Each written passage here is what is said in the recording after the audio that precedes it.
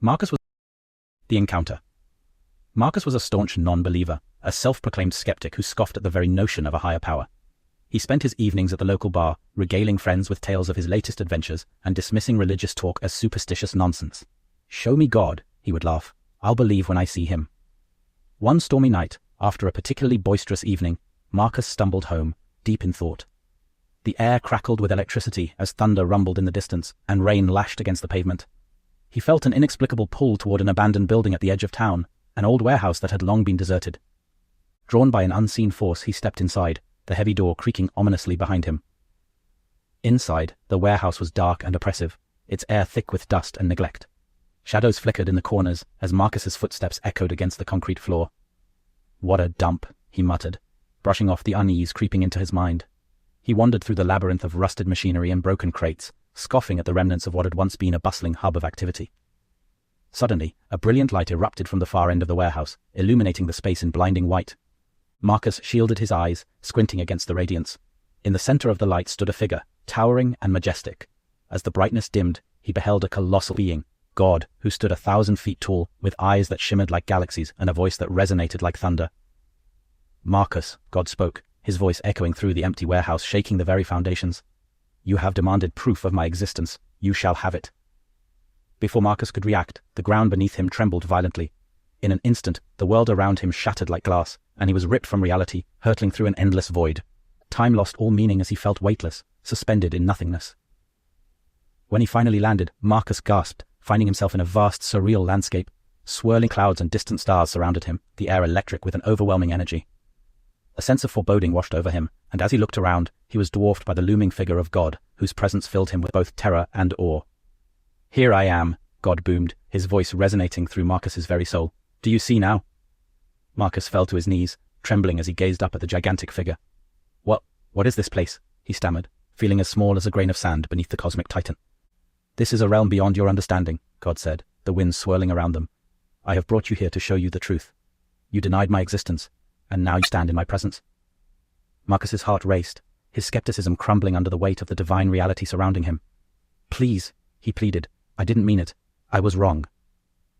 God leaned down, his colossal form casting a shadow that engulfed Marcus. "You sought proof, and you have it. But understand, this is only the beginning. You have lived a life of arrogance and disbelief. You must confront the darkness within you."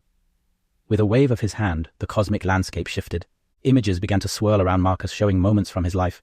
He saw his dismissive laughter echoing in the ears of those he had mocked. Friends he had abandoned in times of need, his indifference and the pain he had caused others all flashed before his eyes. "No, this isn't me," Marcus shouted, but his protests fell silent against the might of God. "I'm just a man. I didn't hurt anyone on purpose." "Your apathy is your sin," God replied, the ground trembling with his words. "You chose ignorance over faith. Now you will face the consequences." With another wave, the images morphed into hellish landscapes, filled with tormented souls and shadows of despair. Marcus felt a wave of terror wash over him. "What is this? What are you showing me?" "Your fate if you continue down this path," God replied, his voice echoing with the weight of eternity. "The choices you make matter. Your disbelief has consequences, not just for you, but for those around you." The scene shifted again, and Marcus was plunged into darkness, surrounded by anguished wails. Shadows lunged at him, whispering his name in twisted tones, their eyes filled with malice. "You abandoned us," they cried. "You could have helped us, but you turned away." Marcus stumbled backward, panic clawing at his throat. I didn't know," he screamed. "I didn't believe. Please, don't leave me here." God's gaze intensified, the power of his presence both terrifying and captivating. "You wanted proof? You will witness the suffering your ignorance has caused. You will understand the weight of your choices." Suddenly the ground quaked violently beneath him, and Marcus found himself staring into the depths of a fiery abyss. Dark figures writhed in agony, their screams echoing through the void. They were trapped in a nightmare of their own making, victims of their choices, just as he was now a victim of his disbelief. "Look closely, Marcus," God commanded, his voice a mixture of power and compassion. "This is the consequence of a life lived without faith, without love."